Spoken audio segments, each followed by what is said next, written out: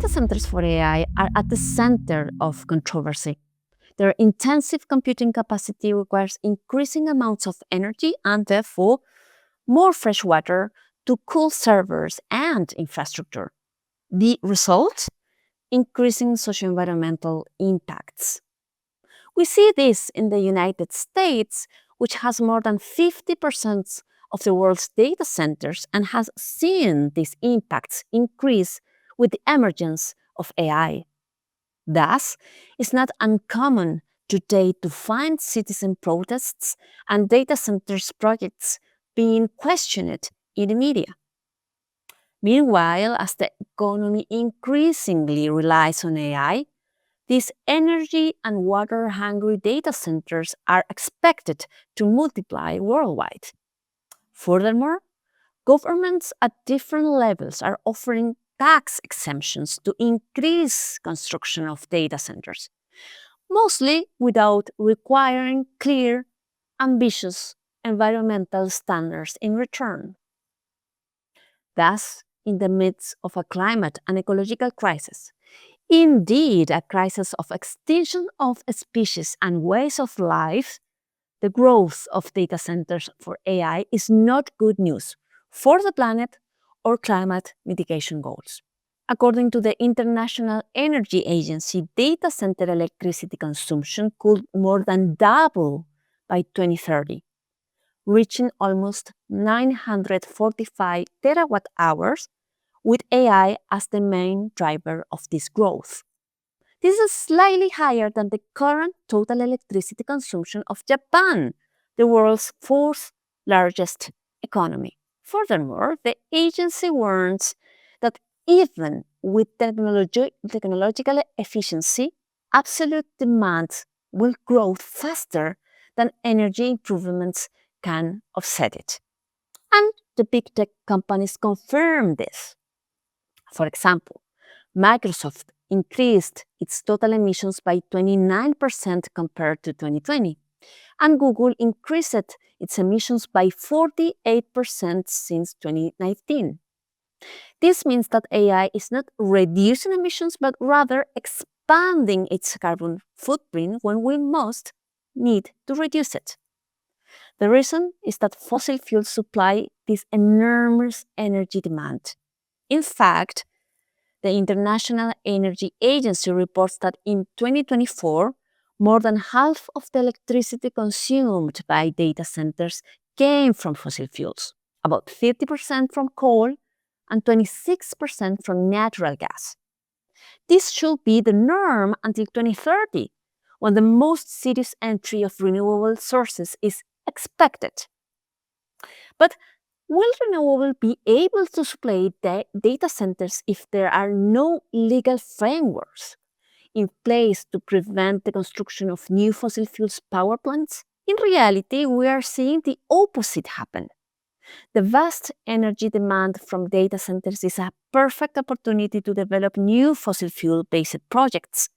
For example, the Institute for Energy Economics and Financial Analysis warns that the projected expansion of electricity demand by data centers is driving significant construction of fossil fuel infrastructure, gas plants and pipelines in southeastern US states, which clearly hinders the energy transition.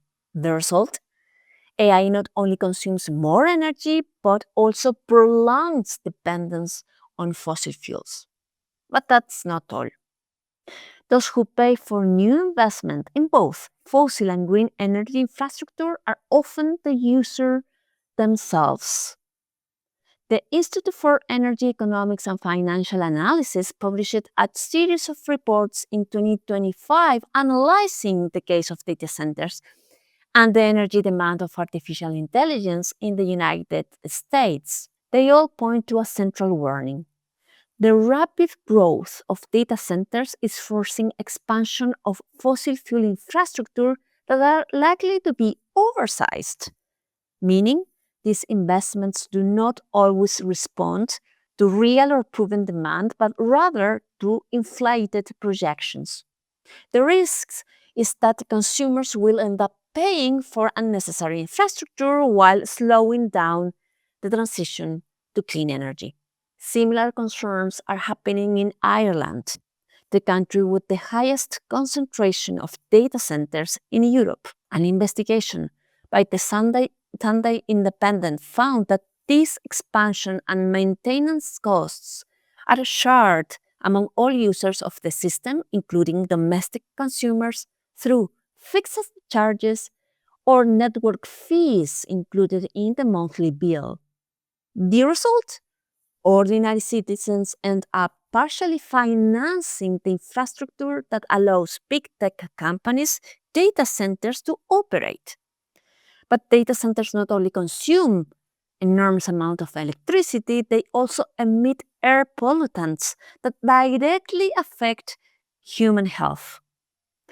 A study in 2024 by the University of California, Riverside and Caltech warns that emissions from electricity generation and the use of backup diesel generators could cost up to 1,300 premature deaths per year in the United States by 2030, mainly due to exposure to fine particulate matter, nitrogen oxides, and sulfur dioxide.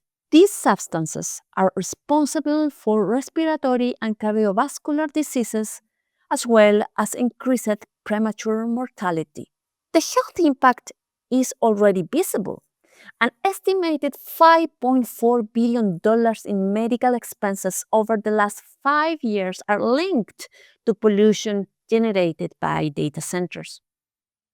Overall, globally, the International Energy Agency estimates that emissions associated with data center electricity consumption will peak at around 320 million tons in 2030, then decline to around 300 million tons by 2035 in its baseline scenario.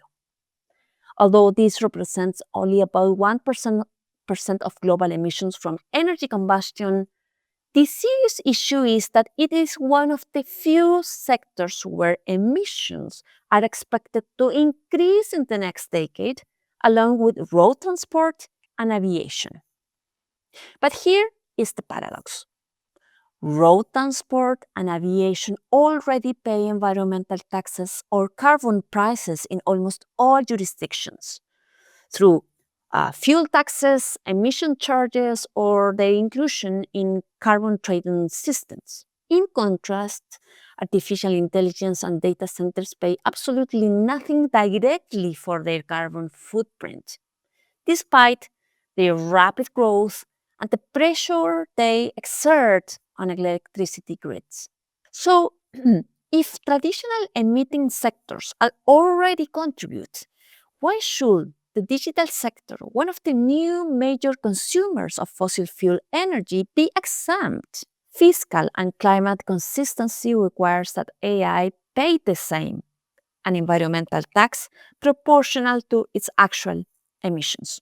Furthermore, in the US, more than 40 states offer property tax exemptions, electricity discounts, and tax benefits to attract data center investment. In Latin America, Brazil, Mexico, and Uruguay, for example, have launched similar incentive schemes that do not require a specific environmental compensation, despite affected communities' demands and the recognized low rate of permanent employment generated by data centers.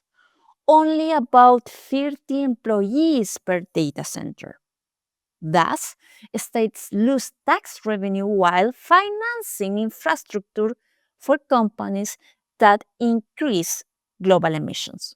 An environmental tax will be a fair correction. Along the same lines, the International Monetary Fund, the IMF, states that considering the environmental damage, the lack of meaningful employment, and the pressures on the power grid, which may increase prices for households and reduce demand for other low-emission goods such as electric vehicles, the net benefits of these special tax regimes are at best uncertain. The IMF has therefore said that the tax system is a way of guiding data centers towards reducing emissions. So, a specific tax on the electricity consumption of $0.032 per kilowatt hour or $0.052, including air pollution cost, should be established for data centers. This actually could generate up to $18 billion annually. Laurence Tubiana, one of the architects of the Paris Agreement and the chief executive for the European Climate Foundation, also proposed an environmental tax based on AI's energy consumption. The tax should be global to avoid data centers being installed in locations with weaker regulations, and the main principle behind it should be that those who pollute the most pay the most. Likewise, as data centers tend to be concentrated in some geographic regions, the tax should also focus on the industry's overall damage. The signal must be to the industry and its harmful aggregates. And those who innovate in energy efficiency pay less. But this innovation must be designed to avoid greenwashing and must have mechanisms for transparency and traceability. But it must also strongly encourage the design of algorithms that require less energy, which in fact may lead to an explosion of new ways of thinking about technologies currently subject to the hegemony of techno-capitalism. Of course, environmental taxes on data centers cannot be an isolated policy. For example, it urgently needs to be complemented by policies that prevent renewable energy from being tailored to techno-capitalism needs rather than focusing on the needs of all of us, people, and of course, biodiversity. Imposing an environmental tax on data centers is no easy task, of course.